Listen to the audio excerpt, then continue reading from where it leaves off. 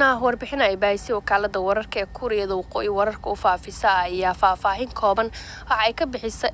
ay bixisay balse waxa ay sheegtay in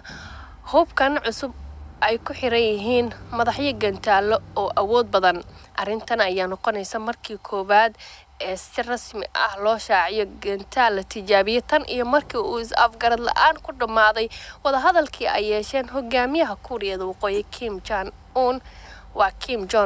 iyo hogaamiyaha Mareykanka Donald Trump.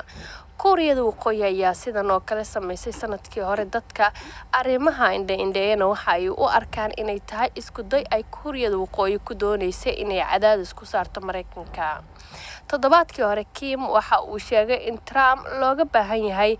in uu wanaajiyo qaabka uu arrintan u wajahayo si ay wada hadalladu u sii socdaan kadib markii uu isfaham la'aan ku soo dhamaaday shirkii ay bishii Febraayo yeesheen. Sida ay ku warantay wakaalada wararka ee KCNA, tijaabadan u dambeysay waxa kormeeray oo